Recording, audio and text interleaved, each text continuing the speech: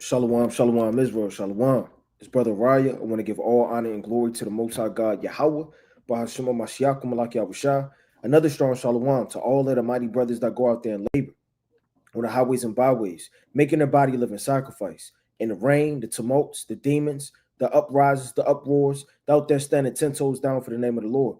Another strong shalom to all of the mighty brothers that are not out there as of yet, but they're building themselves up, reading, praying, fasting, doing everything they can do to put themselves in a position to go out there to shake the hand and wake up the hopeful elect. Another strong shalom to all of the mighty aquaf in this thing, sincerely reverencing their husbands, being teachers of good things to the children at home, being quiet, shamefaced, submissive, loving, steadfast, cooking, sewing, cleaning, doing all of the righteous acts of our foremothers on fire for the Lord. Another strong shalom to all of the mighty aquaf that are not married as of yet, but building themselves up, reading, praying, fasting, magnifying the Most High, his beloved son Yahushua. Another strong shalom to all of the mighty children in this thing, right, abstaining from all lust, concupiscence, and peer pressure, standing 10 toes down for the name of the Lord. And last but not least, another strong shalom to the 12 tribes scattered abroad, reading, praying, fasting, magnifying the Most High, and his beloved son Yahushua. Right, this is going to be an in-depth breakdown. I want to dive into it on New Jerusalem / the throne of King David. Right, and I'm going to dive straight into it, not wasting no time. Let's go to the mighty book, right, of Sirach, chapter 44. See, when a lot of people want the attributes of a king, they want the attributes of being high, recognized, a prophet, a noble, a governor, right, a leader, a prince, somebody higher renowned. They want all these accolades, but nobody wants to do the work it takes to get there, man. And first and foremost, nobody wants to be necessarily a king. That's something that's within your bloodline. That's something that's granted to you. That's something the Most High chooses and raises you up to be, man. See, all these people that want these titles normally want it for the greed and the lust of that preeminence. It's not sincerely, man. See, David was a shepherd. We're shepherds in the spirit. Certain men of low estate, the Lord raises up. Let me get that real quick in the class, in the book, right, of 1 Samuel. Let's go to 1 Samuel chapter 2, right? And I'm going to start at verse number 8. It says, he raiseth up the poor out of the dust. And what are poor? We're the ones out of the dust. And spiritually, he raised us up out of a dead estate when we were in the world and raised us in righteousness, man. And lifteth up the beggar from the dunghill. And on the spiritual level, yeah, you are a beggar. We are Lazarus, but the Most High supplieth. It says to set him among princes. Who set you amongst princes? The Most High set you amongst princes. You want to add a mentality like a lot of brothers in this truth, they do have, it's not sincere. You don't want to be a king because you want to do righteousness. You want to be a king to give orders. You don't want you want slaves just to beat them, man. The things Jake want and their priorities of mind of this truth is not in righteousness. That's why you can't obtain the things you want, man. The Lord said, you have not because you ask not, that you may consume it with your lust, in the book of James, the 4th chapter. Let me get this quick precept. Let's go to the mighty book of Proverbs. And I'm going to come back to those precepts. Right? Let's go to Proverbs chapter 25. This Proverbs chapter 25. And I'm going to start at verse number 6. Right? It said, I'm going to start at 5. Take away the wicked from before the king, and his throne shall be established in righteousness. And we're all kings. The Lord has made us all kings and priests. When you read the book of Revelation, the 1st chapter, verse 5 all the way down. So if you're a king and you're a priest, you're not a king and a priest just to give orders and do what you want to do, man. Like you're owed something. No, you're a king and a priest to establish judgment and righteousness. Half the brothers don't even know the law. They know the judgments of different things. If you're truly unclean, if you're not unclean, what makes this woman marry? What makes her not? How do you appear before princes? What's the ordinances of this? In order to be a king, the king reads the law all the days of his life in Deuteronomy, the 16th chapter. So that mindset has the first start within you in the spirit to submit unto the true king, Yahweh Shem Yahushua. It says, put not forth thyself in the presence of the king. There'll be a lot of brothers, man. They want to battle and debate this brother to take his spot. Brothers want the most views. They want the most accolades. They want to be put in the presence of the topness and the king and stand not in the place of great men. Meaning, what does it mean don't stand in the place of great men? Does that mean that you can't soak up wisdom, knowledge, and understanding? No. That means be called into that position. You don't just stand in the CEO's room, or your manager's room, right? Your manager's office. No, they call you there for the promotion. All promotion comes from Yahweh Shem Yahushua. It said it is better, right? That it be said unto thee, come up thither. And that's spiritual, man. See, a lot of brothers already think they have the kingdom, or they're already going to get the kingdom. I heard top camps speak down on other camps. I heard top camps act like they're the 144,000. I heard top camps saying if you're not in this camp, you're not in the truth. Better is it to say to be come up hither. That's a beautiful thing, to be lowly and meek in your business, like our forefathers did, and to be raising up in righteousness, than to already think in your dust and ashes estate, you're something. Then that thou should be put lower in the presence of the prince whom thine eyes have seen. Right? So it's better to have that meek spirit, that lowly spirit, to desire the things that the Heavenly Father wants, that he could put you in a position to do the things for him. You got to understand we're all instruments that the Heavenly Father uses. Right? You can read about that in Timothy, right? Whether you're a vessel unto righteousness that fit for the master's use or not. It says to make them inherit the throne of glory, for the pillars, right, of the earth are the Lord's, and he have set the world upon them. Right? I want to get this quick precept, right? I spoke about it, but I want to get it. Let's go to the mighty book of 2 Timothy.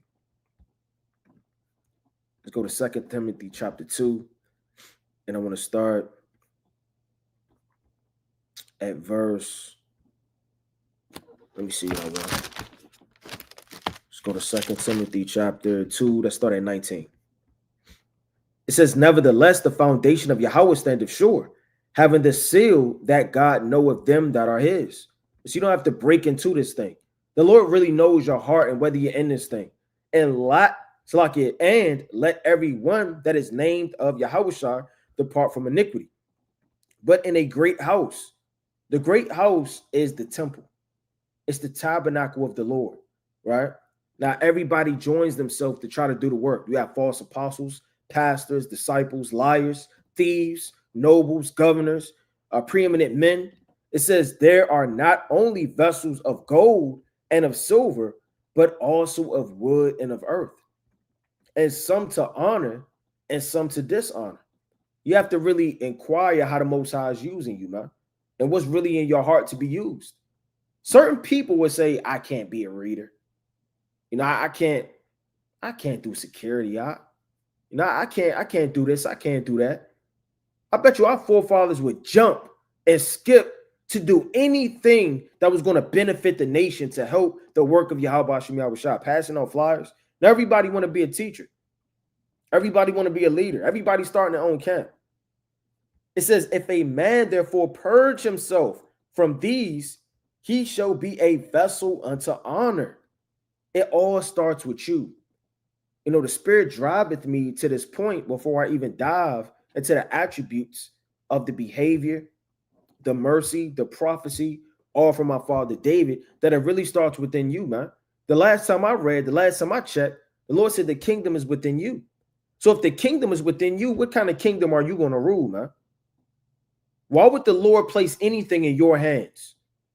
What would you do with 12,000 servants at the bat of an eye that's looking at you for order? The Lord said, let me get this quick precept. Let's go to the mighty book. Or let me get two more and I'm going to dive into it. Let's go to the mighty book of Psalms, right? Chapter 50. Psalms chapter 50. And I'm going to start at verse 21. These things hast thou done, and I kept silence. Thou thoughtest that I was altogether such one as thyself. But, this is the point, I will reprove thee and set them in order before thine eyes, man. It's a prophecy that you will have preeminent men placed upon the earth that be setting people in order right before these nations' eyes, man. It's not talking about having doing jumping jacks. It's not talking about just having a march or carnal things. They're going to be men that study how to rule a kingdom, study how to have order, study how to move soldiers, study the blueprint, study the mindset, study the understanding of our fathers and the kingdoms that they wrought, which was glorified in the eyes of the Most High, to set men in order right before their eyes, man. And these men are back on the earth. It says, but I will reprove thee and set them in order before thine eyes. It says, sanctified and meet for the master's use. You have to be meet for the master's use. The master of Yahweh Bashem Yahushua. His use is to place you right. He may place you right there, man. See, everybody doesn't start out as a leader or a king. You may start off as what they would call the towel boy, man. I'm sure the brothers that started camps, or groups of brothers that started the camps before they had matching shirts, before they had logos, before they had views, before they had people coming to see them, before anybody even called you a prophet or called you chosen or a man of God, or who is he back on the earth, you know what you had deep down within you, man? Zeal, and you were meat for the master's use. That's why the Most High built you up like that, man. So the Most High built certain men up like that. And on the left-hand side, the Most High can do that just to show his might and his strength throughout all the earth. The Lord will raise you up, like it's saying Sirach 1:29 all the way down, right, to destroy you in the midst of the congregation. That's the book of Proverbs 26 and 26 all the way down, right? The Lord raised up Pharaoh for this same purpose, that he may show his strength in the earth. It says, and, right, prepared unto every good work. You have to be prepared to every good work. Let's dive into it. Let's go to the mighty book of 1 Samuel, chapter 17. And I want to dive into the behavior and the mindset of ruling a kingdom. Because I labeled this New Jerusalem, but New Jerusalem isn't just slaves and dominion, man, right? How many chariots can I ride in today? How many grapefruits am I going to pluck, right? Let's go see the land and the gold and the riches. Your mind is upon things that are too farly stretched beyond your comprehension. The Lord said, let me get this quick precept before I get that. Let's go to 2nd Esdras, right? Chapter 4. This 2nd Esdras, chapter 4. And I'm going to start at verse number 22. Then said I, and said, I beseech thee, O Yahweh, O Lord, let me have understanding. You should understand things. See, Ezra was already a priest. He was already a man of God. He was already a prophet, but yet he wanted more, and he humbled himself that he could receive it. For it was not my mind to be curious of the high things. Certain brothers' mind be too curious in unnecessary matters. Not that the kingdom is an unnecessary matter, but brother, you need to focus on how to get there. Be the chief principal things that brothers look at is not mighty, that be the mightiest things, man. You know how hard it is to maintain and keep your house in order? How hard it is to be a good example to people always looking at you, looking for your downfall? You know how hard it is to go to work every day, week in and week out, right, to strive for the mastery, man? Right? You know how hard it is to be consistently teaching, doing videos and or reading and setting order? These are the things that just appear average, right? But having a white man kiss your boot, right? Winning this, argument or platform, and these are the things that are magnified, man. See, it's not my mind, like Ezra said, to be curious of high things, but of such as pass by me daily. What pass by you daily, man? Your children, your wife, your books, your Bible, different things in your congregation. These are the things that the Lord could use and build you up with through the Spirit. Namely, right? I'm gonna rest right there. Let's go to the mighty book, right, of Ecclesiastes, chapter 44. It says, let us now praise famous men and our fathers that begot us, the Lord have wrought great glory by them, right, through his great power from the beginning, such as did bear rule in their kingdoms, men of renown, with their power, giving counsel by their understanding and declaring prophecies. So what makes you renowned mans and strong is to give counsel. David gave counsel, man. Leaders of the people by their counsels and learning meet for the people, wise and eloquent in their instructions. Right. So I mean, it all starts with being wise, strong, you know, and bearing rule in your kingdom. Let's go to the mighty book of 1 Samuel, chapter 17, and I'm going to start at verse number 23. And I'm going to go into the behavior and mindset of King David.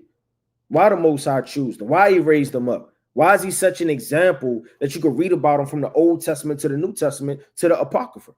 Right? It says, and as he talked with them, behold, there came up the champion, the Philistine of God, Goliath by name, out of the armies of the Philistines, and spake according to the same words, and David heard them. And all the men of Israel, when they saw the man, fled from him and were so afraid. And the men of Israel said, have you seen this man that has come up? Surely to defy Israel is he come up, and it shall be the man who killeth him, the king will enrich him, right, with great riches, and will give him his daughter, and make his father's house free in Israel, right? It says, and David spake to the men that stood by, saying, what shall be done to the man that killeth this Philistine, and taketh away the reproach from Israel? For who is this uncircumcised Philistine that he should defy the armies of the living God? That was his mind state, man. It wasn't on the riches, wasn't on his daughter, it wasn't on being free. Who is this heathen, this devil, this demon that think he could come up and defy the armies of the living God, man? He had bravery, man. And a lot of you brothers have to have bravery. There'll be a lot of brothers that are unsure. They're very feeble-minded. They're always looking down upon themselves. And brother, you're a God on this earth, man. Not only are you a God on this earth, you're the top tier man the Heavenly Father has ever created. I mean, from your genetic genes to your mind state, your understanding of prophecy. The Lord said that the prophets are like a candle in a dark place, paraphrasing greatly, in 2nd Esdras of 12th chapter. Let me get that real fast. Let's go to 2nd Esdras. You can't look down at you. You have to have the mindset like David, man. Who is this demon? I think he could come into my house, man. Who are these spirits? Right? Let me get this quick precept. This is the book of 2nd Esdras, right? You get this quick precept. Chapter 12, and I want to start at verse 42. For of all the prophets, thou only art Slakia left us as a cluster of the vintage, and as a candle in a dark place. The Lord said, the elect man, the house of David, right? The Israelite man is like a candle in a dark place, man. You know what that dark place is? Tribulation, World War III, Jacob's trouble, right? You can't just be some guy that people pick on, laugh at. You have no sense of pride, righteous pride of yourself, man. You got to be ready to go to war. Last time I read, the Lord said, this is the condition of the battle. You're going to have thoughts, plagues, spirits, demons, and even physical challenges to protect your family, man. They actually went to war in the ancient world. You know, those swords had to be 12 pounds, man. 10, 12, 15 pounds as they swung them, man. There wasn't no light matter. It said they were fit for the battle. And they all marched in their ranks, right? It says, and, right, as a heaven or a ship preserved from the tempest, right? So he said, man, who is trying to defy the armies of the living God? Let's go to the mighty book, right? As a matter of fact, let me jump to verse 32. This is verse 32. And David said to Saul, let no man's heart fail because of him. Thy servant will go and fight with this Philistine. And he was yet but a youth, man. This shows you a couple of traits of his personality. Shows you bravery. It shows you honor for his nation, fearlessness, man, striving to have belief, shows you faith. It shows you a lot about his character, man. And now this isn't any small ordeal. No, Goliath, it shows you how tall he is in the scriptures, right? We're not going to go necessarily to all his dimensions. It says whose height was 6 cubits and a span. So he was like 9'9". He was a very tall man. And he was a champion, meaning he won many wars and killed many people. A champion isn't talking about somebody in the ring that went 12 rounds, man. When you go up for this same cause, they will bring up another soldier in the ancient world. You would defy him, kill him, and you will be crowned the champion, man. You will reap the spoils of slavery, women, and dominion, and a name amongst the land. So he was a big deal. And he went and he presented himself day in and day night before the children of Israel. Saul was a tall man.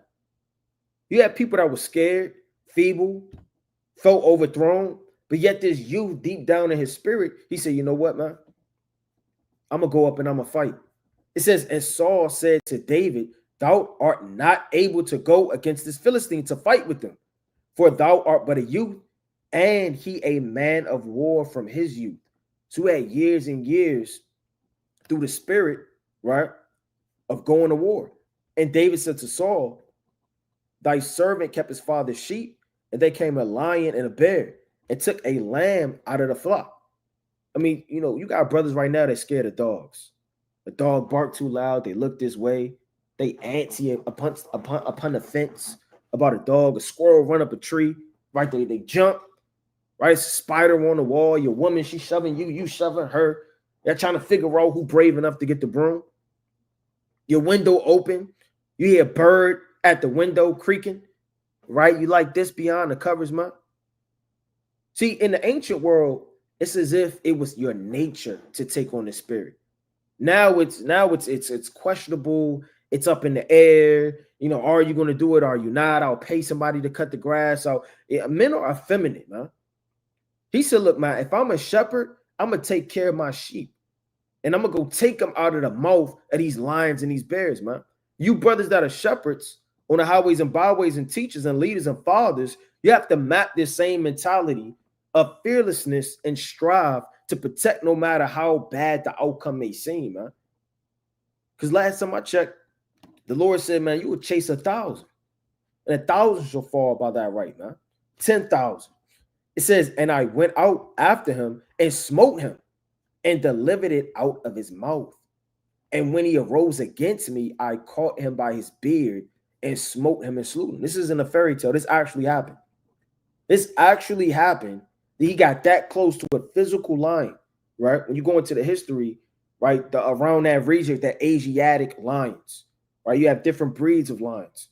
You're going into the history. Yes, lions were in Israel, right? You have different times and periods during the Babylonian captivity where the Lord, and during the time of Hosea, where the Lord drew out the animals, right? When you go into history and prophecy.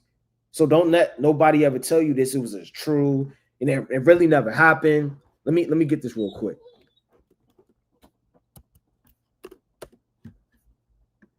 Asiatic lion. Get this real quick. So this is somewhat what David had to, he had to slay him.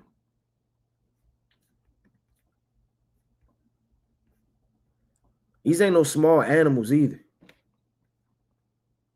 And he caught him by the beard and he slew him. Right? It says, thy servant slew both the lion and the bear, and this uncircumcised Philistine shall be as one of them, seeing he had defiled the armies of the living God. Let's go to the book of 1 Samuel, chapter 18. And let's start at verse 5. And David went out, right, whithersoever Saul sent him, meaning he took order. It was never in his mind to overtake the kingdom, to be a king and all these things. The Most High saw something in him, man. What do man see in man? A man may see in man slothfulness. I could kind of map out he's not really serious. I can map out, his woman don't really respect him. I can map out with this woman that she really hates him.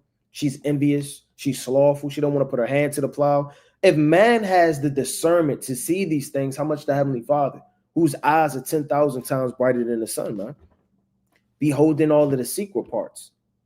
So, I mean, it said, whatsoever he went, he took order and behaved himself wisely. See, a lot of people in Israel don't have good behavior, man. I'm not saying as if we're children, but I'm saying it in a spirit of etiquette, man. You're saying anything and everything on social media. You're always murmuring. You never have no sense of how your name is perceived. Or you should have honor to your name, man. That should last forever through the spirit, man. If you're righteous, your name will live on, man. Look at the men that brought about that the Lord used to start this truth and the understanding of bringing it back out from the 7 days of silence that you read about in 2nd Esdras, the 7th chapter, verse 29 all the way down. Those men names still live on, those elders, man. Brothers from the One West, schools they started. So these things of having a good name and integrity, they do last, man. Right? So he behaved himself wisely. You have to behave yourself wisely. Let me get this quick precept.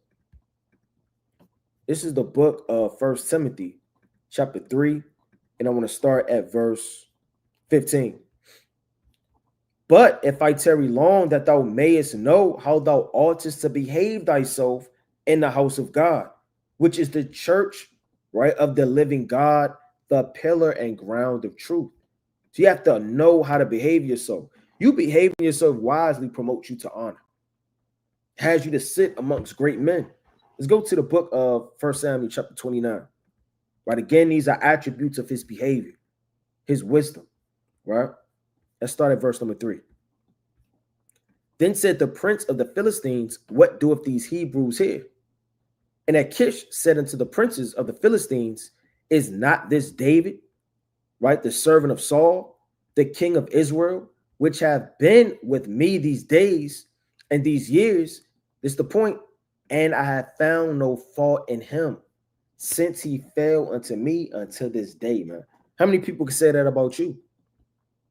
See, Samuel went before all Israel. I mean, let's get that account. Samuel went before all Israel and said, look, if I have robbed, exacted usury, if I've frauded anybody in any matter, speak up on it now, man. And nobody could say a word, because Samuel was spotless. He was blameless in the eyes of men. Right? And this was a heathen. When you actually go into that, right, in 1 Samuel, right, chapter 29.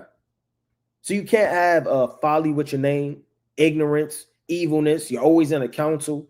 Brothers always getting suspended. Brother's name always coming up. Your wife always in question. Your children are unruly. You're always saying Salakia, man. Right? This is the book of 1 Samuel, chapter 12, right, in verse number 2. And now, behold, the king walketh before you, and I am old, right, and gray-headed, and behold, my sons are with you, and I have walked before you from my childhood unto this day. And since I've been a youth until this day, so Samuel said, behold, here am I, witness against me before the Lord, and behold his anointed, whose ox have I taken, or whose ass have I taken, or whom have I defrauded, whom have I oppressed, or of whom hand have I received any bribe of blind man's eyes wherewith, and I will restore you. And they said, thou hast not defrauded us, nor oppressed us, neither hast thou taken aught of any man's hand. You want to have that type of spirit of being spotless and blameless, man, that nobody could charge you with anything, right? The Lord said in the book of Sirach, all these were defective when the Lord named, the men of the Lord, right? The kings. Let's get that real fast. Right, this is the mighty book, right, of Sirach, chapter 49:4. All except David and, right, Hezekiah and Josiah were defective, for they forsook the law of the Most High. Even the kings of Judah fell. So the Most High really only put David, Hezekiah, and Josiah. And all these men had similar attributes of how they move. David was extremely merciful, but he had a mind to build. He built up things that you wouldn't even think to do, man. Hezekiah did the same thing, man. He built it. The pool, right? And that Av. Josiah, he cleansed the temple. Ezekiel, right? Hezekiah, right? In the Greek, right? He cleansed the temple. David, he mapped out the blueprint, which I want to go into, which is really hard work. These men had a good name. So, I mean, it's good to I guess, be zealous, on fire, and have these attributes, but it's more to actually do these things, man. You don't want to talk about it, you want to be about it. And one thing about, the throne of David is it's merciful. A lot of brothers say, well, David's my father, the throne of David, the throne of David, the throne of David. What is the throne of David? Throne represents dominion, power, leadership in a kingdom. But why the throne of David, man? See, if you had anybody, let's say in Israel, that was sitting in the seat right now, they would be unworthy, man. Not because I said it, because nobody's sitting in that seat right now. If they were worthy, it would have been done. Literally from that throne, that's why the Lord said in Amos, right? I will raise up the tabernacles of David that are fallen. What does it mean, the tabernacles of David? Tabernacles are dwelling, right? Meaning the house of David that is fallen. Why did the house of David fall? How did it fall? And why did it start with David? These are all questions that you really got to dive into. Let me get this quick precept.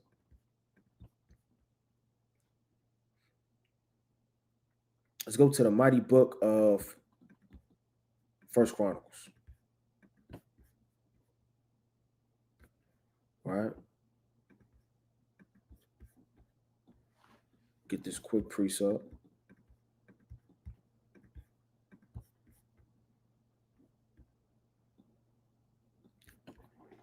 Get this quick precept. Bear with me.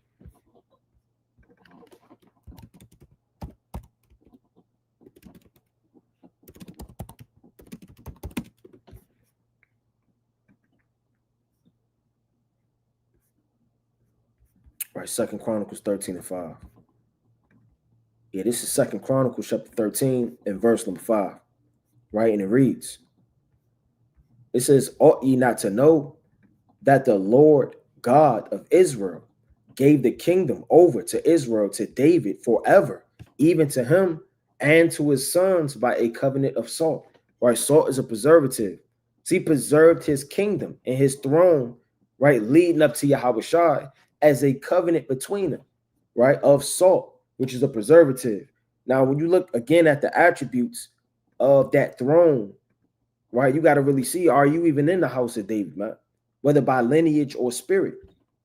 There's no necessarily, you can't just dive into the house of David. When you read the scriptures, you have the elect of the elect, right?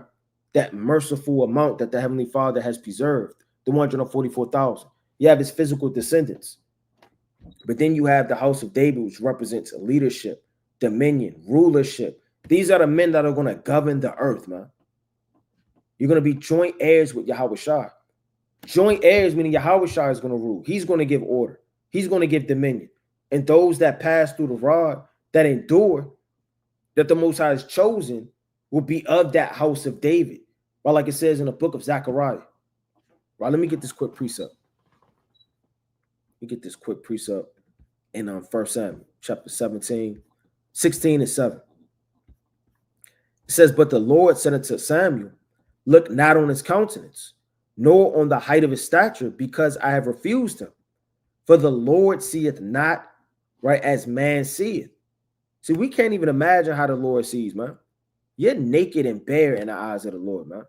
His eyes are 10,000 times brighter than the sun. He sees what you think he doesn't see. What thoughts immediately when they accumulate, man. What things you didn't repent.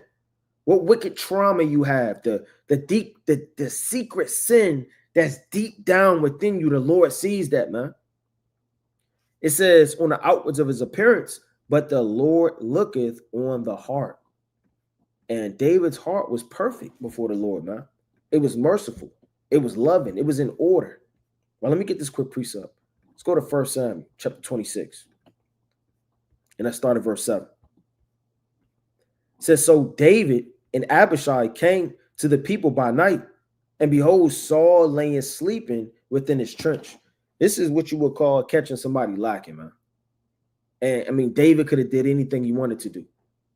Now, brothers read 1 Samuel, right? You understand how Saul pursued David, tried to kill him. He hated him.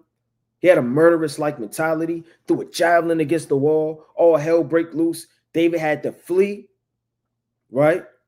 Out of his house. They were laying wait for him, right? He searched them out throughout the thousands of Judah. Like it's saying 1 Samuel 23:23 all the way down. This is a big deal, him finding him, because he could have destroyed and killed his enemies. But his spear stuck in the ground at his bolster, but Abner and the people laid round about. And when you read all the way down, it shows you that the Most High put a spirit on Saul of a deep sleep. Now, this could really be to prove David, man. You know, when you tiptoe around, somebody wake up, what the hell is going on? Why are you in my house? Why are you around my tent? You literally had his spear in the ground, which was his weapon to defend himself. The Most High put a spirit on him. So it was really, the ball was in David's court, man. And the ball could be in your court with a lot of things.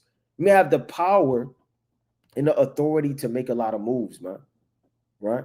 But just because you possess that power doesn't mean you have to use it. The Most High, he says he used his power when he wilt in the book of Wisdom of Solomon, the 12th chapter. You got to use your power when you will. All kings don't have to exercise their power. Let me get this quick precept. And that's hard for a man that has power to not exercise it, to be in a meek-like low estate, man. That's why these Hollywood actors, they bougie. Can I get an autograph? No pictures, please. You know, the worship in the ground they walk on. Because they're full of themselves, man. It's in their hand to exercise it. It says in the book of Ecclesiastes 8:4, where the word of a king is, there is power. So whatever a king say, a king has the authority in mind to make a decree. And guess what? Everybody has to listen to it, whether you want to or not. David made decrees. There's certain decrees that he made, but his decrees wasn't to benefit him. Benefit his liking, his spirit. Boast him up, man. It was for equality. When men went to war, when you read 1 Samuel, the 30th chapter, against the Amalekites, and David besought the Lord as he did every time he went up to war, you had certain men of Belial that went with David to war that said, you know what, these men didn't go to war. They're not getting none of the spoils. David looked at that and he said, that's unjust, man. You know what? Everybody eats.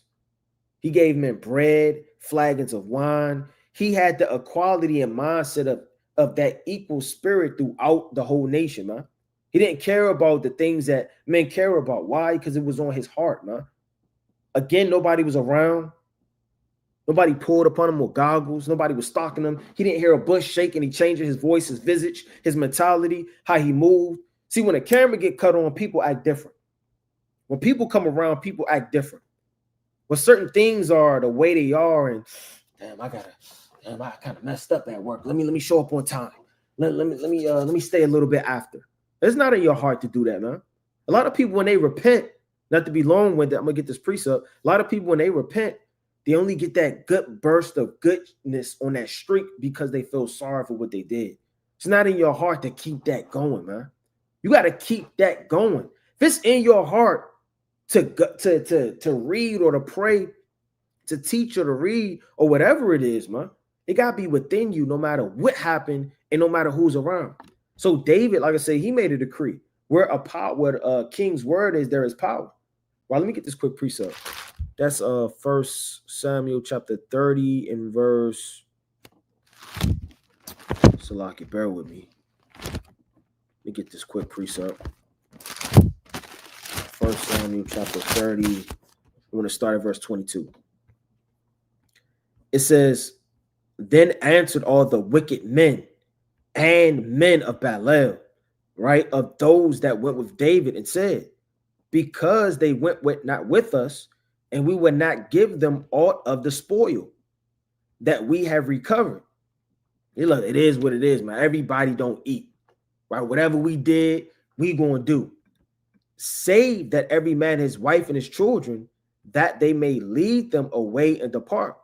Then said David, ye shall not do so, my brethren, man. Again, if you were the king, if things were, the ball was in your court, man, would you have all the grapes, all the women, all the wine? How would your kingdom be ran, man? See, his kingdom was ran as if he was a lieutenant or a damn servant, man. His mind was so lowly and humble on his throne that the descendants and the spirit behind that represents true kingdom and true rulership, man. Yahushua was humble. David was humble. The Most High understands that we are just but yet men, man. Let me get this quick precept in the book of See, the Most High could do what he want to do. But the Most High remembers, not that he forgot, the Most High remembers they just men, man. They just mortal men. They bound to mess up, not to destroy us and kill us. This is the book of Psalms, chapter 106, and I'm going to start at verse 43. It says this: many times did he deliver them. Who? The Most High. Many times we got delivered, man. You ask yourself, how many times did you mess up, and who came through for you? The Most High did, man. Delivered you right out of those same situations over and over and over. But they provoked him with their counsel and were brought low, right, for their iniquity. Nevertheless, he regarded their affliction when he heard their cry, and he remembered for them his covenant and repented according to the multitude of his mercies. So what did the Most High do? He remembered. I remember my covenant with David. I remember my covenant with Abraham, Isaac, and Jacob. I remember these things, and he repented according to the multitude of his mercies, man. See, everybody loved the precepts like, be made in the Lord's image and all of those things, but they only grab of that and then put on a crown. Grab of that, and I'm a man of war. They don't take on the merciful aspect, the loving aspect, man. And again, all of this is in a kingdom. It's easy to rule unjustly. This is what David did. Then said David, ye shall not do so, my brethren, with that which the Lord hath given us, who hath preserved us and delivered the company that came right against us into our hand. So what did he do? He made an everlasting statute within Israel that from that moment on, we're going to give no matter if they went to war or not. Jump into verse 25. And it was so from that day forward that he made a statute and an ordinance for Israel unto this day. When he forced people to righteousness, he forced people to be on fire, man. He forced people to show equality and love and be merciful, man. He forced Israel to be merciful, man. Why nobody talking about that? Right? Yeah, he was a warrior. He was strong. He jumped and he leaped over walls. He bent iron, right? He did the works of a true warrior and soldier, but true mercifulness is that throne, right? It's mercy. Are not the 12 going to judge in the kingdom? And everything action has to go with mercy. If you're not showing mercy first, before that judgment, you're liable to destroy that man or that woman. Let me get this quick precept real fast. Let's go to Psalms. Matter of fact, let's go to Isaiah chapter 55. It's Isaiah chapter 55. And I'm going to start at verse number 3. Incline your ear and come unto me. Hear, and your soul shall live, and I will make an everlasting covenant with you. This is the Most High speaking to the elect on a spiritual level. Incline your ear, meaning really listen, and come unto me. Humble yourself and come into the Most High. Hear, and your soul shall live. He will awaken your spirit and quicken you, and I will make an everlasting covenant with you. So that covenant wasn't just with David only, man. That covenant could be with anybody that takes on this mentality, this spirit, this understanding. Even the sure mercies of David, man. But David committed adultery, and all men have fallen short from the glory of God. So when we go into his attributes, his behavior, he wasn't Yahweh Shah. And it wasn't without sin. We all fail. We all fall. That's why you got a book in Psalms 51, right? When he went into Bathsheba and committed adultery. But nevertheless, it's the spirit behind that. The Most High gave him mercy. We all deserve to be killed. It's going to be a lot of brothers that do the exact same thing as other men in this truth, but their heart is perfect before the Lord, right? Their heart is perfect. Let me get this quick precept. Let's go to Psalm chapter 18 in verse number 20. It's Psalm chapter 18 in verse number 20. The Lord rewarded me according to my righteousness. According to the cleanness of my hands have he recompensed me. Jump into verse 25. With the merciful, thou wilt shew thyself merciful. With the upright man, thou wilt shew thyself upright. All you brothers that hold grudges, You look down at people. See, all Jake got to do is get a little bit of taste of that honey, man. They get a taste of that prophecy. They get a taste of a little something, and they start to get puffed up, man. They start to be so high up, man.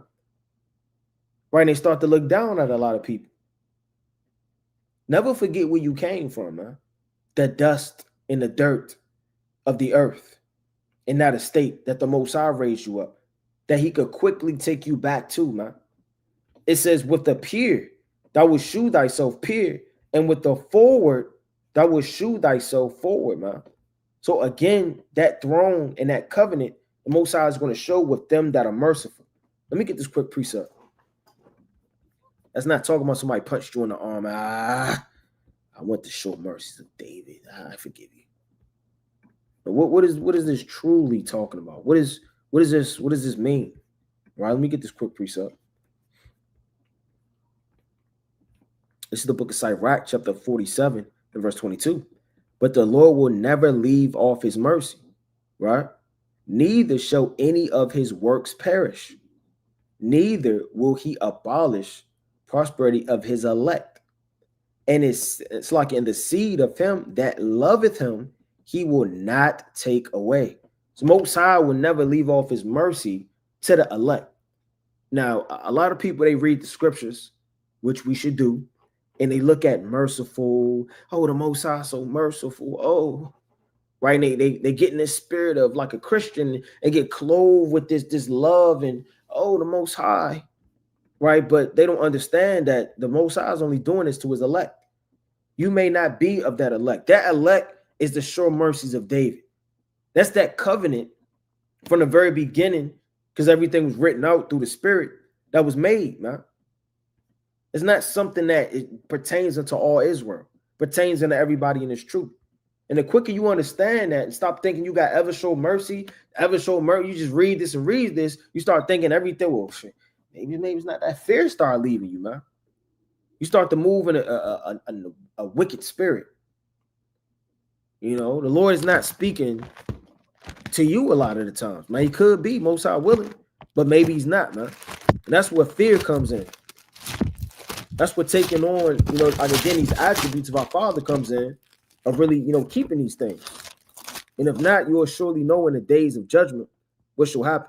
Let's go to the book of Galatians, chapter 5. Right? Let's start at verse 13. It says, for brethren, ye have been called unto liberty. And the Most High called you through his son Yahweh Shai to set you free, man. Set you free from the bondage of death and corruption. Only use not liberty for an occasion to the flesh. That's exactly what a lot of men do, man. The sure mercies of David is not a get out of jail free card. It's not what that's talking about at all. People use the liberty of the Most High through his son Yahweh Shai for an occasion to the flesh, meaning they go off and they use that if it pertains to them, and then they feel somewhat liberated and free in their state of mind. But by love serve, right, one another. So you can't use that as an occasion of the flesh. I want to get that in another translation real fast. Let's get that.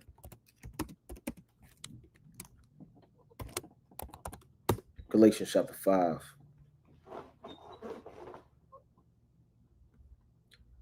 Right? It says, you, my brothers and sisters, you were called to be free, but do not use your freedom as an opportunity for the flesh, man.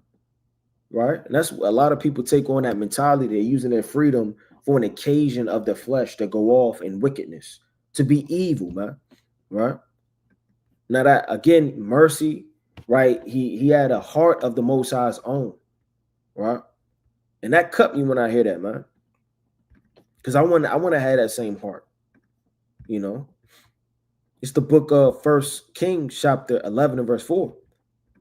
For it came to pass when Solomon was old that his wives turned away his heart after other gods, and his heart was not perfect with the Lord his God, as was the heart of David his father, man. Right? It's not to say that Solomon wasn't, keeping the commandments. He wasn't a good king, but your heart, his heart was perfect. Doesn't mean his heart was perfect. Let's go to the book of Psalms. So like, let's go to the book of First Chronicles, chapter 16. So what's in your heart? The Lord said the tree declareth the truth, the fruit, man. What fruit do you bring forth? For everybody that's going to watch this video and or watching it right now, what do you do for the Lord, man? Remember, I was talking to a brother a while ago. You know, I was asking him a couple questions, and I'm like, well, what do you do for the Lord, man? You reading or you doing a bare minimum isn't doing anything for the Lord. I mean, you reading the word of the Lord isn't doing anything for the Lord. What are you physically doing to help the Most High's work, which is written, get accomplished? See, David's heart, nobody had to tell David to do anything. There's no end-up dream. David rose up by night. He fled in the wilderness on camelback unto this ancient box. He blew the dust and he opened it up, and it was a long scroll with instructions, man. It's in people's heart to clean the school, right? It's in certain people's heart to make sandwiches for the brothers that go out there and labor and make fruit. Don't have to wait on nobody. The Lord said through the hand of the Apostle Paul, I confer it not with flesh and blood, man. When Yahushua came to Paul, Paul didn't check in with Peter, James, and John. He immediately went to Arabia, man. He immediately went out to the wilds, and he went and started doing the work of the Lord, man. He didn't have to talk to nobody. It wasn't a secret. He had to wait 5 days on journey back, right? On camel and ass. And then he went upstream, right, as he fought the blizzards. Right? Now, he didn't do any of those things, man. He immediately went out. First Chronicles 16 and 7. And a lot of people think, too, that when the Psalms say another man's name is, you know, like Asaph upon this, these are different melodies, if you will, of the Psalms. Psalms to be strung as a psalmstress, right? And a melody to be played. Each melody is a different spirit behind it. You have a melody of hope, melody of compassion. You have melody of strength and power. No, you have certain chords. There are power chords. There are minor chords. There are sus chords, right? There are major chords for anybody that's a musician and plays. So these different things, they give you a spirit of hope, prosperity. Certain chords you'll play, or you'll pluck that string a certain way or roll on it, and it'll make you want to cry. So as he gave that, he was somewhat like an instructor. Like how, you know, on the left-hand side, you got somebody like Kurt Franklin, man. Those men that waved that wand like a marching band. That's what David did on the right-hand side, right? This is the book of First Chronicles 16 and 7. It says, then on that day, David delivered first his song to thank the Lord into the hands of Asaph and his brothers. So David, he did sing, he did dance, and he did play himself, but he understood the order of the priests and how they could magnify the Lord. So he had his hand in the music, he had his hand in the building, he had his hand in the officers, the structure, and he had his hand in agriculture. Because David set up men over vineyards, David set up the chambers of the priests, David set up everything. And you wonder, how did he have this much time in the day, man? Because you figure he got to sleep. You got to eat. You got to shower. Okay, you got to pray. Okay, you got to go over the scripture. I mean, how much time was it? See, what this is excellent time management. For all you brothers that struggle with time management, I don't really know. Should I wake up? Should I go sleep early? Right, then you explode. While like somebody blowing up a balloon. And the balloon get just bigger and bigger, and your thoughts get more and more, and then it just explodes, man. And then you give up. Time management is a key part of this truth too, man. Because again, in captivity, you don't have much time to do anything, man. Gotta have time to comfort your woman, gotta care for the things of this world, gotta be a good father, gotta teach your children and kind of figure out what's going on with them, right? For love and, you know, to be a shepherd, to figure out their spirits, their communication. There's so much you gotta do. So David, he delivered these things unto the hand, right, of them that play. Let's get the book of Psalms, chapter 70, 71. Going into David's heart, man. David's heart for the Lord, man. It's the book of Psalms, chapter 71, in verse, I'm going to start at 22. I will also praise thee with the psalmistry, even thy truth, oh my God. So David, he actually played, man. Right? He got down. Unto thee will I sing with the harp, O thou Holy One of Israel. My lips shall greatly rejoice. So he was singing. He was playing the harp. All this goes upon your heart too, man. Not that brothers have to be peer pressure to physically bust a note, man. Right? Turning into Fantasia. You don't have to force a sacrifice. And that's one thing too, man. You got to pray that the Most High puts that in your spirit. Let me get this quick precept on that. All right. This is the book of Leviticus, chapter 22, in verse 21. And whosoever offereth a sacrifice of peace offering unto the Lord to accomplish his vow, or a free will offering, right, in a beeves or sheep, right, it shall be perfect to be accepted. So you may do a lot of work, but it's just always for naught, man. There shall be no blemish therein. Blind, broken, or maimed, or having it went or scurved or scabbed, ye shall not offer these unto the Lord, nor make an offering by fire of them upon the altar unto the Lord, man. Right? So, I mean, this thing has to be accepted. It can't be blind, broken, maimed, or all of these different things. That's another part in going into David's heart being perfect unto the Lord. Because that could be me and another brother clapping our hands, praising the Lord. But I'm thinking about my troubles, my pain, thinking about my woman. I'm thinking about what I'm going to do after this. My mind ain't right, man. And you got a man like David's heart, man. He blocked out all mischief, folly, Satan, wickedness. His mind just can't stop thinking about that sacrifice he's given unto the Lord, man. Your heart isn't just talking about love. That's a very carnal, plain way to look at it, man. Because I'm sure everybody say, well, I do love the Lord. They wanted to lie, detect the test. They would probably say, yep, he's telling the truth. But it's levels to everything, man. It's levels in the priest. It's level in, rank in Israel, right? In the ancient world, right? Through the spirit. Let's go back to it. My lips shall greatly rejoice when I sing unto thee, and my soul, which thou hast redeemed. My tongue also shall talk of thy righteousness all the day long, for they are confounded. For wait, are brought unto shame that seek my hurt. So anybody that, bucked up, came up against them to seek his hurt, look, man, you're ashamed. And that's the spirit that he offered up unto the Lord, man, right? With his heart being perfect. Let me get this quick precept. Right?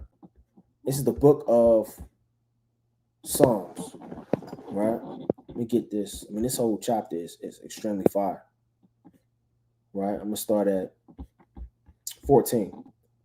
I will praise thee, for I am fearfully and wonderfully made. Marvelous are thy works, and that my soul knoweth right well. So he was fully convinced in his soul, which is his heart and his mind, of the Most High, man. I mean, that's beautiful when you really look into it, man.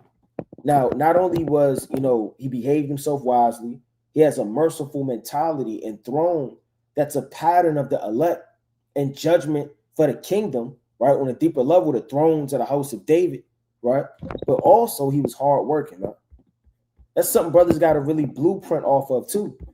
Faith without works is dead. You got to be hardworking too. Let me get this quick precept, right? Let's go to the mighty book of First Chronicles.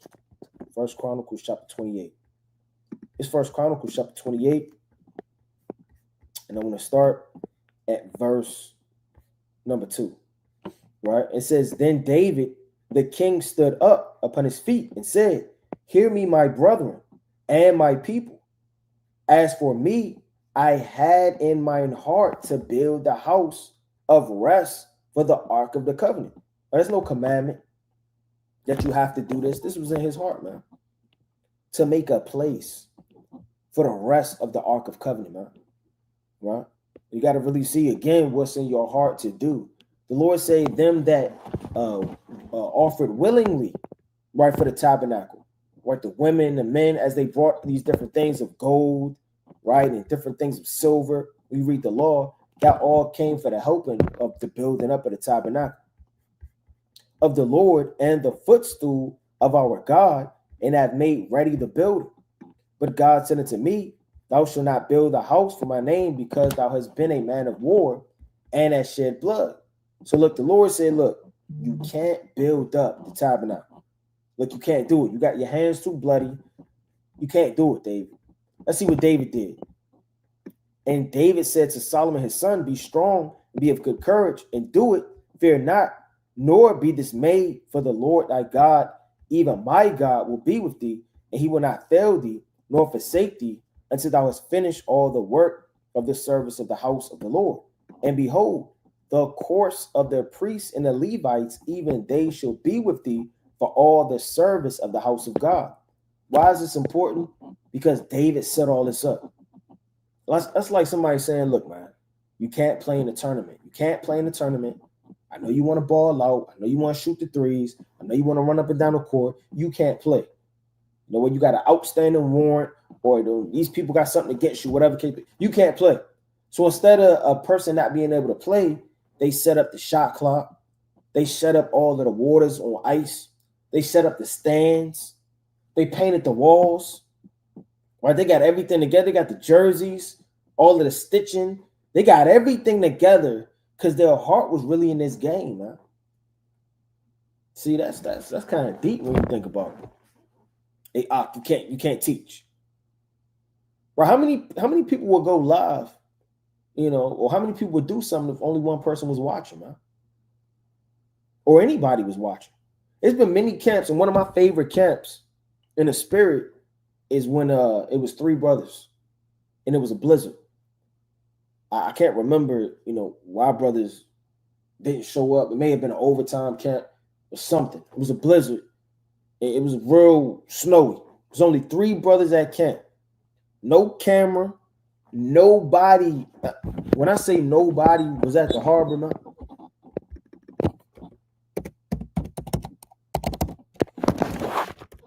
Look at this. It looked like this, man. It just looked dead, barren. Nobody out there. It looked like this. It was cold. Brothers sniffing. It damn near seemed unprofitable. But I remember, you know, watching brothers, you know, I'm not going to say myself, the zeal that brothers was teaching in when nobody was around. I know how it feels when you just tapped in and focused. You running a race, or you in a car and you speed racing. You don't care to look at your phone. Nothing else matters, man. And we shook our hand out of socket, man. Right? As it blew spiritually throughout the 4 corners of the earth. The Lord said, prophesy, man. Right? Ezekiel, the Lord said, can these bones live? Prophesied into the wind. And we, you know, brothers shook their hand till it came out of joint before the angels of the Heavenly Father. And you know, we was prophesying to the wind. And that was one of my favorite camps. Not because, you know, nobody saw it necessarily. It just was so sincere. It's as if 1,000 people was out there listening, man. And that's really what it boils down to. These things are written in the heavens. The things you do, the heart you possess, really boils down into how you would lead and be a king and be a ruler. Lord said, he that is faithful in a little, how should he have rule over many? Paraphrasing greatly, man. Right, in the book of Luke, right, chapter 16. So he set all of these things up.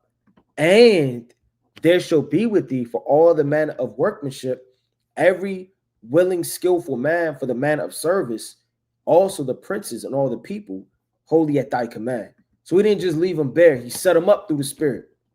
Furthermore, David the king said unto all the congregation, Solomon my son, whom alone, right, God hath chosen, is yet young and tender, and the work is great, and the palace is not for man, but for the Lord. And this is spiritual for New Jerusalem slash the throne of David. I believe that's what I labeled this, because it's the same spirit of building up a kingdom all over again. This same spirit David had to build before his kingdom was really established. Before the temple was made, Solomon built up his house. He built up the temple of the Lord. Before all these things was done, he had a mind to work. Then the Most High set him at peace. And this is really the blueprint of the same spirit, right? Because Solomon is a representation of Yahweh Shai, the throne of peace. Solomon's name, Shalom, means peace, man. In those days, Israel, right, and Judah were drinking and laughing, right? 1 Kings, the 4th chapter. So, he had harmony, peace, love, and the Lord sees from all enemies round about.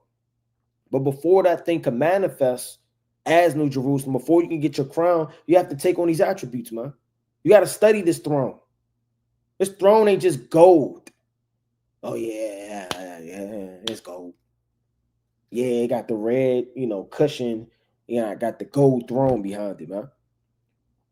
See, people study exams because they want to pass, because they want that certification. It says, now I have prepared with all my might for the house of my God. He said, with all my might, man. Again, this could be cutting, man. Because a lot of times people put their hand to something, they don't do it with all their strength. They don't do it with all their might. They half-ass, right, as they say in the world. It's the book of Ecclesiastes, chapter 9, and I'm going to start at verse 10. Whatsoever thy hand findeth to do, do it with thy might. For there is no work, nor device, nor knowledge, nor wisdom in the grave whither thou goest, man. And what do you know? You could be a good teacher, man. You could be a good apostle, an evangelist. You could be a good leader. You could be a king, man. But how you going to know unless you put your hand to it and do it with all your might, man? Stop fumbling around and twitching and thinking and sniffing and barking and scratching and yelling and making every excuse under the book, man. It's the book of Ecclesiastes, chapter 11, and I'm going to start at verse, let me see what I want. Verse 6. In the morning sow thy seed, and in the evening withhold not thy hand. Meaning put forth all your effort, man. David said, now I have prepared with all my might for the house of my God, man. It was no T he didn't cross. There was no I he didn't dot. There was no structure that he was a little slightly slanted. Before he gave up the ghost, he set him up and proper to be running of a full kingdom. 4, it says, thou knowest not whether shall prosper, either this or that, or whether they both should be like and good. Like I said before, man, I believe early on, brothers never really, aspired to, okay, what we're going to do, we're going to go out on the highways and byways. Brothers are going to call themselves Watchmen for Israel. In the future, we're going to have black shirts. We're going to have blue. We're going to have silver. We're going to have camps, upon the West Coast, the East Coast. Brothers going to be in Germany. Brothers going to be in Europe. We're going to start camps all over. And this is what we're going to do. We stamped and we went out there. All brothers started with a seed being sown, man. But brothers till with their might. Certain things you do, you have to give your all into it, man. This goes into your heart, what you believe, and it also goes with faith. Certain people tend not to take steps because of their lack of faith. You got certain people, their stories, like I don't necessarily care for this person, Steve Harvey, but he had a story where he was sleeping in his car, right? He had a little bit of money to his name, right? He took a plane, or he drove, one of the two, to a nightclub, and from this nightclub, he still didn't have no money. He barely got paid. He went to this nightclub, went to that. He's doing all of that off of a dream because he believed in himself. And again, if worldly people could do this, how many singers, producers, songwriters, artists. How many people take on that same mentality, man? It's all or nothing. I have no plan B. That's what Kobe said, man. So like, that's what Kobe said. Kobe, like, I don't have no plan B. It's all or nothing. I mean, it's all or nothing. It says, for thou knowest not whether thou shalt prosper, either this or that, or whether they both, right, shall be alike. Let's go to the book of Revelation. Let's go to Revelation chapter 3. It's Revelation chapter 3, and I'm going to start at verse number 7. And to the angel of the church of Philadelphia write, these things saith he that is holy, he that is true, he that have the key of David, he that openeth and no man shutteth, and shutteth and no man openeth, man. What does it mean, he that have the key of David? Right? When you dive into this, I'm going to read verse 8 and explain it. I know thy works. Behold, I have set before thee an open door, and no man can shut it. For thou hast, it's like it, a little strength, and has kept my word, and has not denied my name. Man. So David is personified as the throne, the kingdom. You understand? The elect, the blueprint, the mastery, obtaining, because he represents that covenant that the Heavenly Father will not disannul, right, to the elect and it thrown in a dominion forever. So he has the key to open that up, to have you to inherit the same promises and the same covenant given to David, man. That again, brothers will receive as joint heirs with Yahweh Bashem Yahushua, Yahushua the righteous, man. Yetazadah, right? The Almighty, right, is going to give his son this kingdom. And we're going to be joint heirs, most high willing. You know, if not, you know, brothers are 1/3. If brothers don't make it, you know, no matter what happens, your mind can't be strayed away from praising Yahweh Bashem Yahushua. When Eli got judged, he said it's the Lord. Whatever he seemeth good, let him do. Paraphrasing greatly, right? When he got that vision, right in 1 Samuel, the 3rd chapter, it says, I know thy works, and behold, I have set before thee an open door that no man can shut. For thou hast a little strength, and hast kept my word, and has not denied my name. So brothers have to move in that same, you know, mentality, you know, not to deny the Lord's name. And I quoted it earlier, but I wanted to dive into it. The book of Amos, the tabernacles of David that are fallen. Let's go to the mighty book of Amos, chapter 9.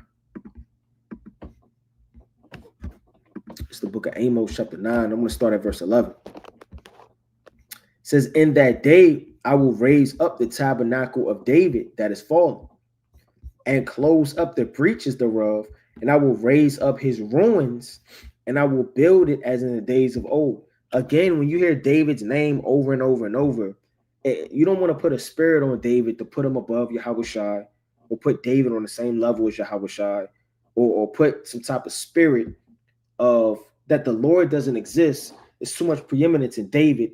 Every prophecy, everything of the love must be talking about David.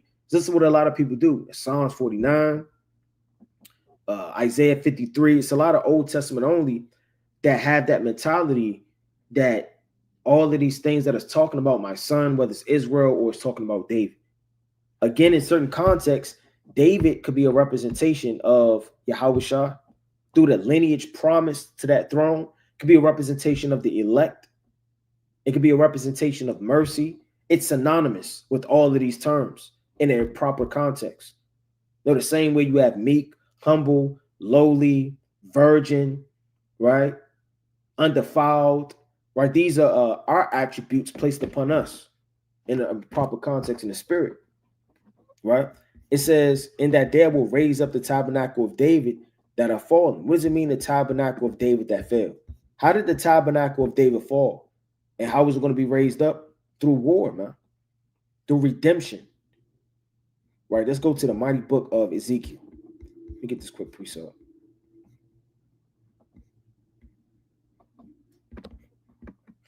This is Ezekiel chapter 37. And I'm going to start at verse number 24. And David, my servant, shall be king over them. Right? And when it says David, my servant, shall be king over them, right? Again, in a proper context, you have David personified, right, as the Lord. Not that David is the Lord, but predominantly his name, what it represents, right? That's explained that and prove that. Let's go to the book of Hosea, chapter 3, in verse, right, number 5. Afterwards shall the children of Israel return and seek the Lord their God and David their king, and shall fear the Lord and his goodness in the latter days. How are you going to seek King David in the latter days? How? At this point, it's already prophesied, because this is Hosea. After Hosea, you have what? Acts. And in Acts is prophesied that David rotteth. Right? Let me get that quick precept. So this can't be talking about physically David. It's talking about his throne. It's talking about Yahweh. Let's go to Acts chapter 13. Get this quick precept. Acts chapter 13. And I'm going to start at verse 22. And when he had removed him, he raised up unto them David to be their king, to whom also he gave testimony and said, I have found David, the son of Jesse, a man after my own heart, which shall fulfill, right, all my will, right? So, I mean, it's telling you that. Let me get this quick precept. So, like, bear with me. I want to read on from there. Let me get this specific precept.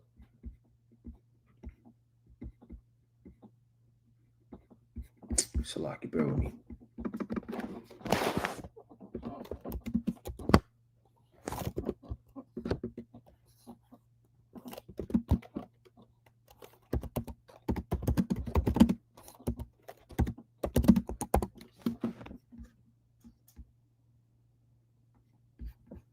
So, like, if a brother could pull that precept, what I was going into mentioning it.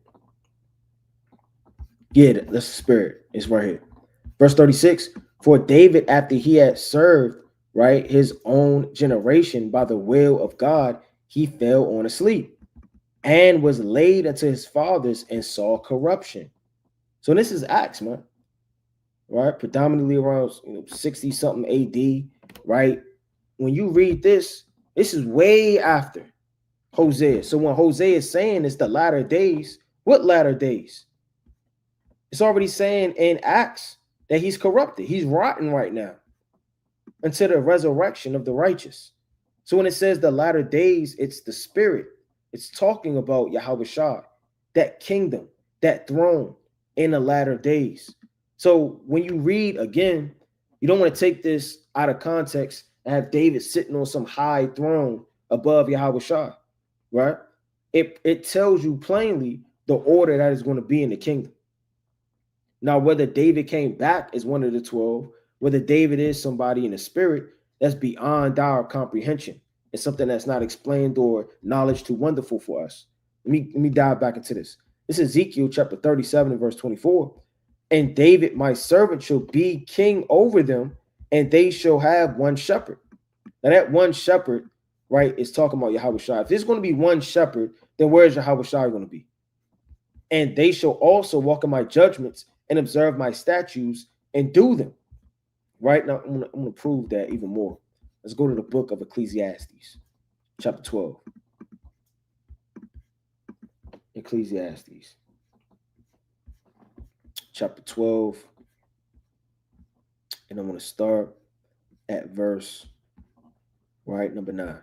And moreover, because the preacher was wise and he taught the people knowledge, yea, he gave good heed and sought out and set in order many proverbs. The preacher sought to find out acceptable words and that which was written in upright, even words of truth. The words of the wise are as gauds and as nails fastened by a master of assembly, which are given from one shepherd. You have one shepherd that's giving you these nails. What are these nails for? To stay rooted, to fasten you down. That's how you make a tabernacle. You would pitch the tent, whether it be animal skin or whatever you do use, leather or what type of pyrgris or whatever type of a material you use, and you fasten that thing with a sure foundation. That one shepherd is talking about the Lord, right? It says in verse 25, because it calls him as the king in 24, and then in 25 it says prince. Again, these are just titles. And they shall dwell in the land that I have given unto Jacob my servant, wherein your fathers have dwelt, and they shall dwell therein, even they and their children children's children forever. And my servant David shall be their prince forever. Now, again, Yahweh is personified as the Prince of Peace, the King of Kings, right? And we know through the Spirit, through reading the latter chapters of Ezekiel, which we could dive into in another breakdown, you are going to have princes set up, right? A prince set up.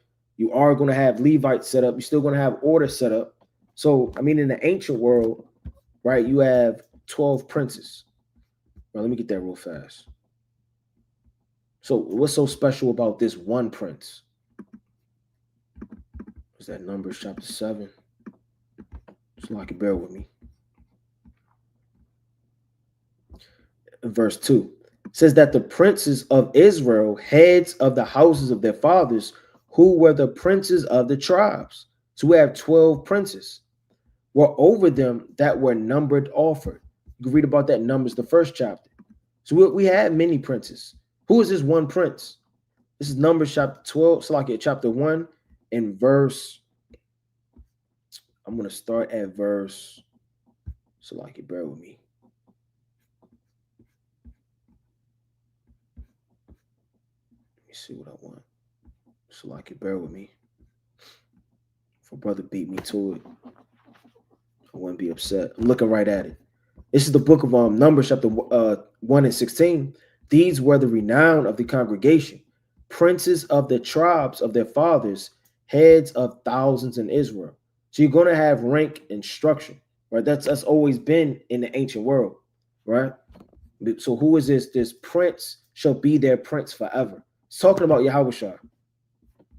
Moreover, and you know that through understanding how the rank and structure is in Israel. It's not that, I guess, unbelievable. It says, moreover, I will make a covenant of peace with them.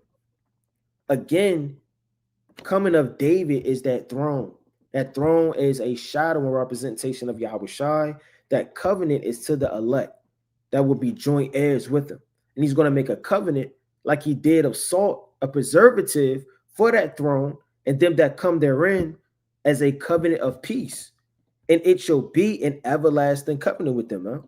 So again, when you read a lot of prophecies, they're really to the elect, to the house of David.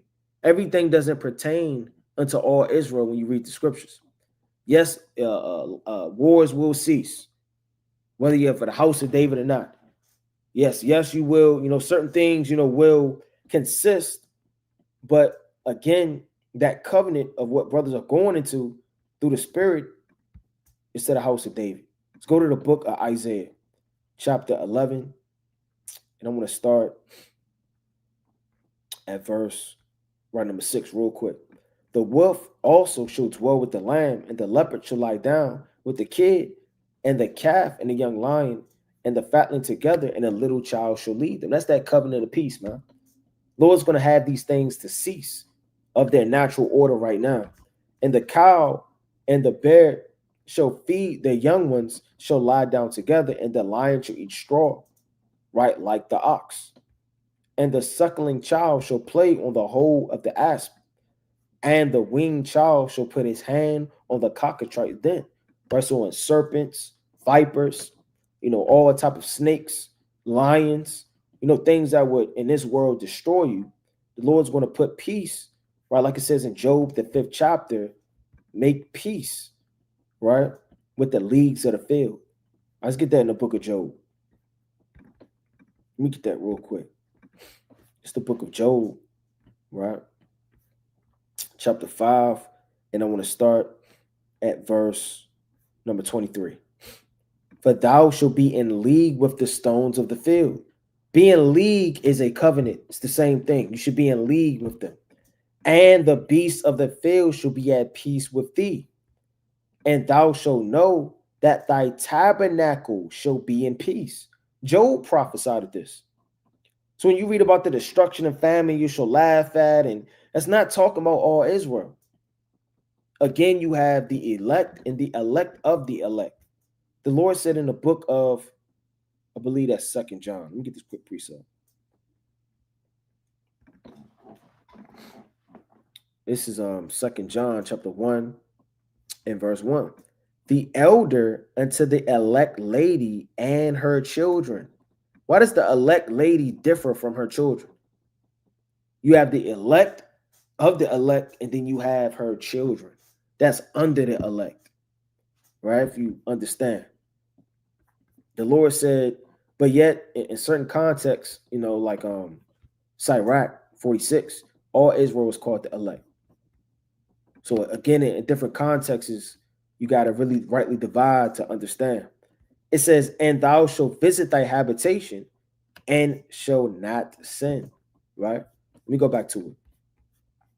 And it shall be an everlasting covenant with them, and I will place them and multiply them, and will set my sanctuary in the midst of them forevermore. Why does it say he shall set his sanctuary in the midst of them, right? Because that dwelling that is falling, that tabernacle of David, the Lord's going to bridge back, and he's going to make his dwelling with man, right? That's the book of Revelation, chapter 20. Let me get that real quick. It's the book of Revelation, chapter 21, in verse, right, number 1. And I saw a new heaven, heaven meaning rulership, dominion, right, a government, and a new earth, meaning the first earth, right, which is the foundation of the land, got wiped out and cleansed, right, through fire. For the first heaven and the first earth were passed away, right? And there were no more sea, meaning the wicked of the nations. Now you're going to have some preserved for slavery. It says, and I, John, saw the holy city, New Jerusalem, coming down, right, from God out of heaven. So it's not literally you look up and you see holy Jerusalem. It's descending out of the air.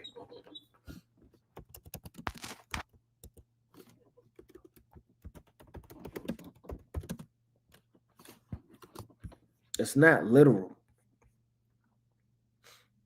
A lot of people really think this, man. Really start with your Christians. I mean, how is it just going to... I don't know any building or structure that first doesn't have to be cleansed, rooted up, and placed on a proper even ground, and then start to build. That's one-on-one, man.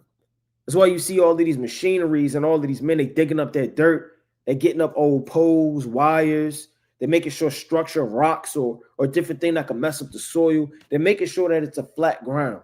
You don't just place a whole city in the middle of nowhere upon rocky soil. This makes no sense on no type of level. But nevertheless, when it says in Revelation, and I saw John, and I, John, saw the holy city. We're the holy city. The kingdom of heaven was within you. New Jerusalem, right? Coming down from God out of heaven, right? So we're going to go up and we're going to come down. And that's spiritual, right? Because like a bride descends and comes to her husband, the same way we're going to be bitten unto the Lord. And we're going to be brought back down in righteousness, in new bodies, like as a new city, as a new Jerusalem. You're going to go up one way, you're going to come down brand new in a whole new body. Holy city. You're going to be holy. Prepared as a bride adorneth for her husband, right? And it says, and I heard a great voice out of heaven saying, behold, the tabernacle of God is with men. That's the true tabernacle that the Lord's going to raise back up, right? On a deeper level. It's not talking about a physical wall, a physical bridge, a physical building, a physical tabernacle physically, man. So that true and last tabernacle that the Lord's going to raise up, that he's going to have with the house of David, is going to be when he returns. And he, Salakia, will dwell with them, and they shall be his people, and God himself shall be with them, and they shall be his God. I'm going to get this quick precept too. Reading on, I'm going to read this real fast and then get this precept. My tabernacle also shall be with them, Yea, I will be their God, and they shall be my people. That's linking up what Ezekiel saw and prophesied it to what John saw. All right, let's go to the mighty book real quick of Jeremiah. Right, diving into how the tabernacle fell. All right, let's go to the book of Jeremiah 29, and let's start at verse. Let's see what I want. So like that's not what I want. Let's see, 36 to 29. Right, and it reads, and thou shalt say to Jehoiakim, the king of Judah, thus saith the Lord, thou hast burnt this roll, saying, why hast thou written therein? That's wicked, man. You know, when you read this account, you really see how Jeremiah was prophesying Baruch, and you know, Jehoiakim, he burnt the roll that came from his lip that he had scribed out and wrote out, man, through the spirit. And he had wrote another one. Why hast thou written therein, saying, the king of Babylon shall certainly come and destroy this land, and shall cause to cease from thence man and beast. So he said, what are you doing? What are you writing this for? Again, he's upon that throne. These are the lineage and the lines of the kings, right? Verse 30. Therefore, thus saith the Lord of Jehoiakim, the king of Judah, he shall have none to sit upon the throne of David, and his dead body should be cast out in the day to the heat, and in the night to the frost. And that's the same thing Jeremiah prophesied in Jeremiah chapter 8 and verse 1, that the kings of Judah and their wickedness and their bones will be spread out throughout the sun. Right? Yes, some kings that had sepulchres, but some had an unruly demise where their bones were spread abroad through the sun because they worshiped the host of heaven. Those were their gods. So that's what their judgment was. This is the book of Jeremiah chapter 8 and verse 2.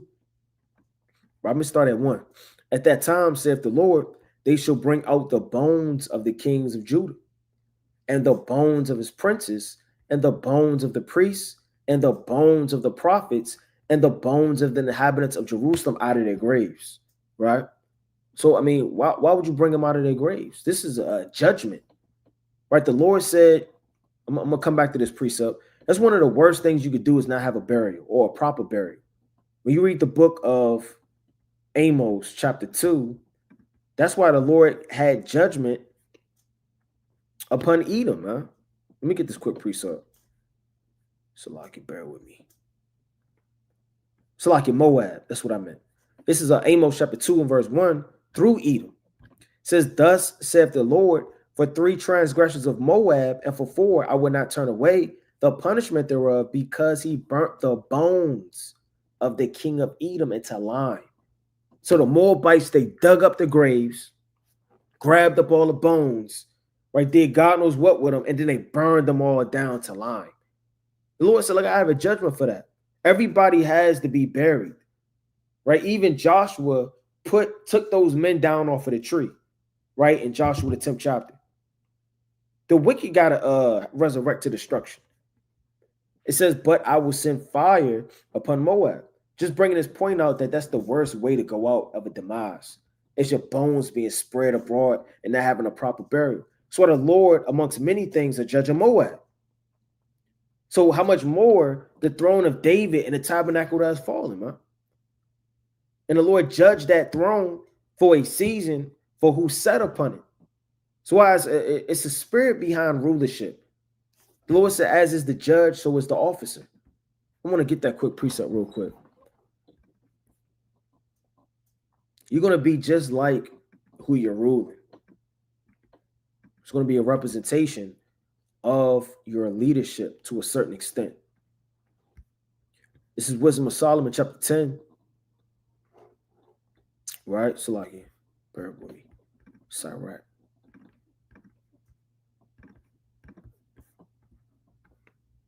In verse 1.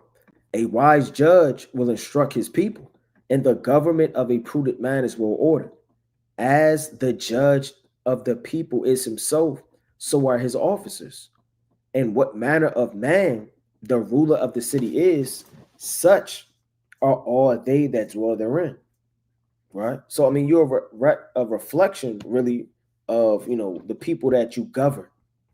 That's why everybody wanted to force Yahweh Shai to sit on the throne, because he was rightfully the king during that time.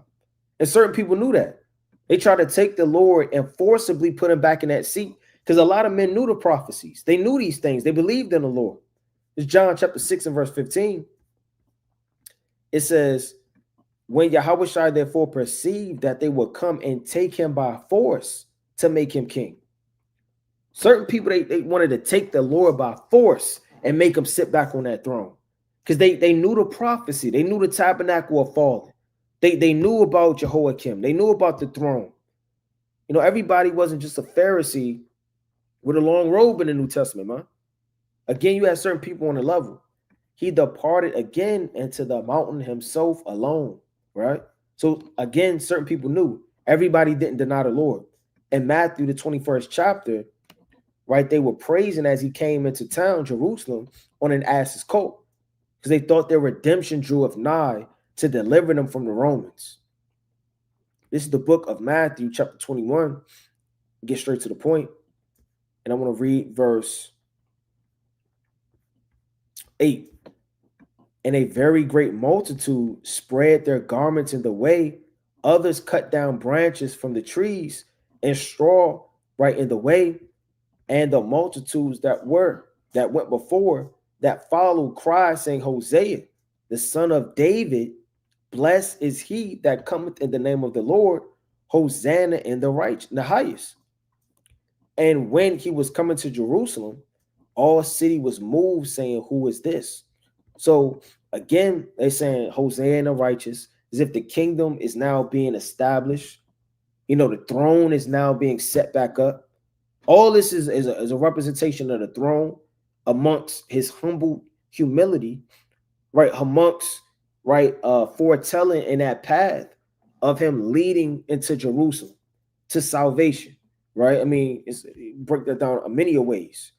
But two, we can't disannul the prophecies, because again, these men knew about these things. Going back to Jeremiah, right? Verse 2, and they shall spread them before the sun and the moon and all the hosts of heaven, whom they have loved and whom they have served, and after whom they have walked, and whom they have sought, and whom they have worshipped, and they shall not be gathered, right, nor be buried. They shall be for dung upon the face of the earth. So that was their judgment, right? Going back to Jeremiah chapter 36, I want to read this. It's like 36 and 30. I want to read this to 32. It says, and I will punish him and his seed and his servants for their iniquity, and bring upon them and upon the inhabitants of Jerusalem and upon the men of Judah all the evil that I have pronounced against them, but they hearken not.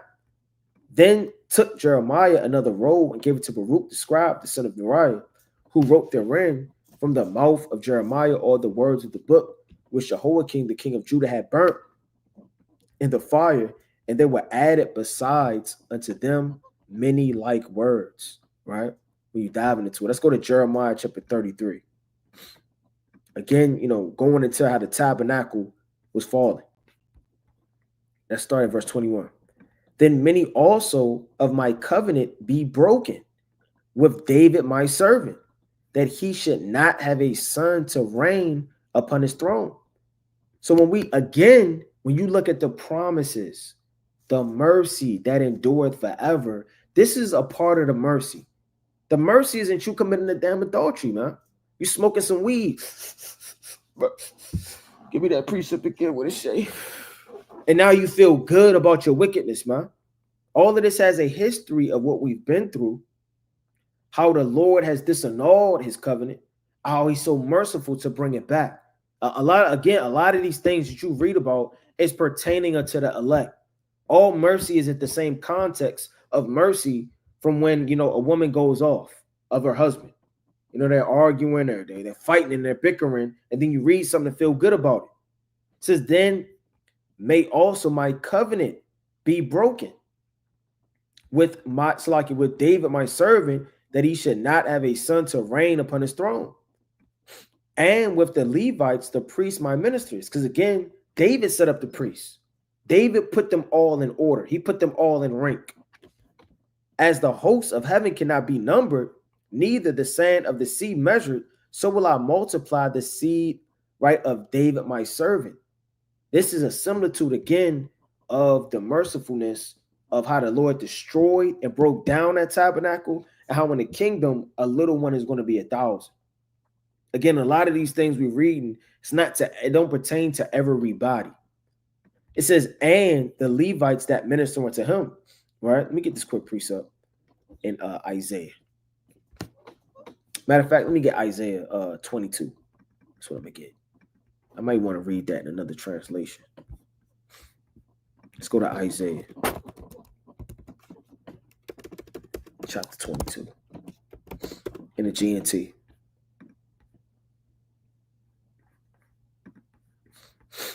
And I'm going to start at verse. This whole thing is fire. I'm going to start at, let me see what I want. I'm going to start at 15. All right, just get straight to this thing. All right, it's the book of Isaiah, chapter 22 and 15. The sovereign Lord Almighty told me to go to Shebna. All right, Salaki. No, that's not what I want. This is what I want. Salaki, bear with me. I'm going to start at verse. This whole thing. Start at 4. Now leave me alone to weep bitterly over all those of my people who have died. Don't try to comfort me. This is the time of panic, defeat, and confusion in the valley of vision. And the sovereign, right, Lord Almighty has sent it on us. The walls of our city have been battered down, and cries for help have angered among the hills, man. This is part of the breaking down of the tabernacle, whether it be the throne, whether it be the covenant, whether it be physically the walls. This is all a part of that being restored, so you can really appreciate it more. How can you appreciate mercy, to a certain extent, if you're striving to be perfect and you really ain't falling that much? But when you do, Most High is merciful. Yeah, I understand that. But on that deeper level of the restoration of what the Lord is going to give back to David, what he once had, which is all a similitude of the throne in the kingdom of heaven, to the building up, the repairing, setting up Solomon, his throne of peace, right? To his attributes, his behavior, his mercifulness upon his throne, and how that's literally mapping out, right? Leading into Yahweh Shai, which perfected all things and fulfilled, right? Things that he's going to continue to fulfill until the day of the Lord and beyond. That prophecy has to come to pass. It's all mapping out. The soldiers from the land of Elam came riding on horseback, armed with bows and arrows. Soldiers from the land of Kir have made shields ready.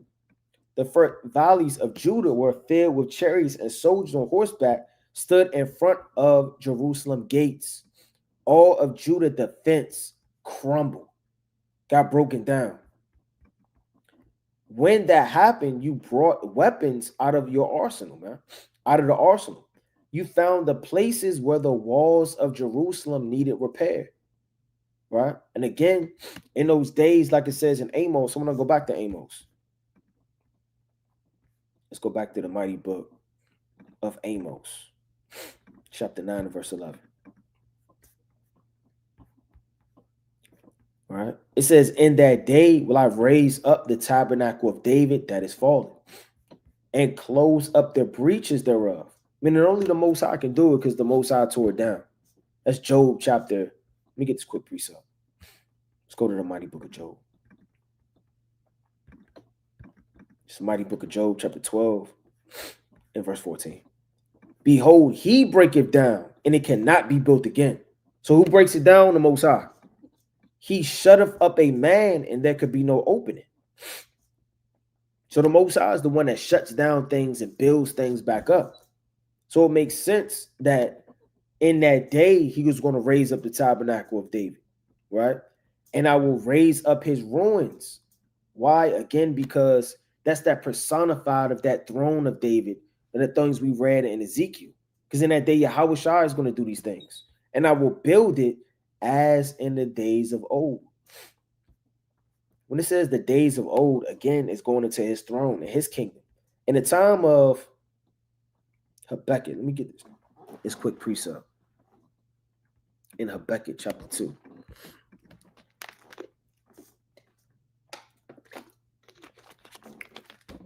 This is Habakkuk. Salaki, bear with me. This is Habakkuk chapter 2, and I'm going to start at verse. Let me see what I want. Bear with me. Salaki, bear with me. I'm going to read verse.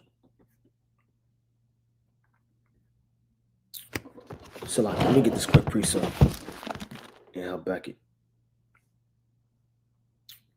All right, Salaki, bear with me. Salaki, hey, guy, that's what I want. So back. All right, I'm looking right at it. Right, verse 3. Who is left among you that saw this house in her first glory? So like the Lord said, he's going to raise up the tabernacle of David as in the days of old, right? You know, certain people were around that saw the first house, right, as it was destroyed, right, before it was destroyed. And how do you see it now? Is it not in your eyes in comparison of it as nothing? Yet now be strong, O Zerubbabel, right? So the Lord is showing you that they're building back up these things that were broken down. It's the point, verse 9. The glory of this latter house shall be greater than the former. So the same way, right, that tabernacle of David, right, the Lord said he's going to build it as in the days of old, but it's going to be greater. Again, the order that was set, the rulership, the kingdom, how everything was divvied out, how we conquered every war, overtook all the heathens. I mean, to speak about the warlike acts, that's a whole nother breakdown. Of putting the Edomites in captivity, the Syrians, the Moabites, beating down the Philistines, right? Taking and destroying the Amalekites, right? All of these things, you know, our fathers did, and they wrought glory, man, and dominion and power, and they overtook these battles. So you see literally the glory of the latter house, right, should be greater than the former. Thus saith the Lord of hosts, and in this place I will give peace, saith the Lord of hosts. Right, let me dive back into it. Right, let's go back. Let's go to the mighty book, right, of, see, what was we holding? So I can bear with me. Isaiah, chapter 22. It says, and you found the places where the walls of Jerusalem needed repair, right? You expected all the houses in Jerusalem and tore some of them down to get the stones to repair the city walls. It just goes to show the destruction, right, and how it was broken down from the Babylonian captivity, you know, all the way, right, to the times we living in now, spiritually, how Jake is broken down. Jake is just utterly destroyed, right? Let me get this quick precept. Get about two more and wind down and close out.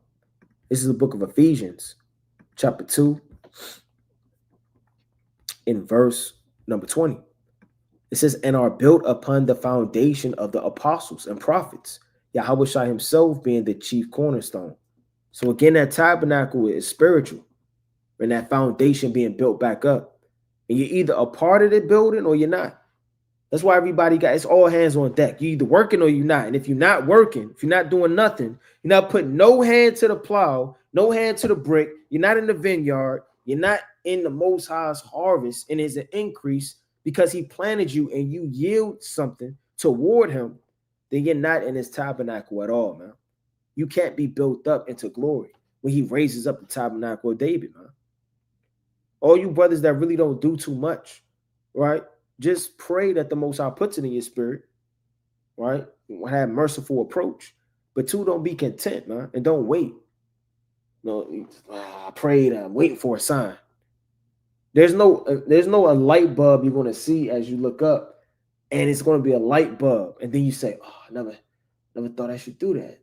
And all of these things are going to come to you, and doors are going to start opening physically, and knocks on the door. Brother, have you tried this? And angels descending. You got to make haste, man. The Lord said, look, and are built upon the foundation of the apostles. So literally we have the foundation already laid. Yahweh Shai, the apostles, the prophets, All we're doing is finishing the touches and the final, works of this temple, in whom all the building fitly framed together groweth into a holy temple in the Lord, in whom you also are builded together for an habitation of God through the Spirit. That's the habitation of God being finally with men, because you're joined with him from the very beginning, on a deeper level, doing this work, drawing nigh into the Lord. All right, let me get this closing precept. Let's go to the mighty book of Revelation, chapter 3. It's the mighty book of Revelation, chapter 3, and I'm going to start at verse number 2. It says, be watchful and strengthen the things which remain that are ready to die, for I have not found thy works perfect before Yahweh. Remember therefore how thou hast received and heard, and hold fast, and repent. If therefore thou shalt not watch, I will come at thee as a thief, and thou shalt not know what hour I will come upon thee. So, really, Most High willing, take this time before all hell breaks loose to examine yourself and be in a right state of mind, right? Don't be distracted, overthrown. Don't have a million things, going on to where you can't think and see straight. Get your priorities in order, man. Set your house in order, man. That's what the Lord said, physically and spiritually. Whether you got to cleanse out idols, cleanse out spirits, whatever you got to do, make sure that you're fitly framed to be a good meat for the master's use, man, for this work of Yahweh Shem Yahushua. But with that, I'm going to close out, giving all honor and glory to the Most High God, Yahweh, by Hashem Mashiach, Malak Yahushua. Lord, this was edifying. Shalom.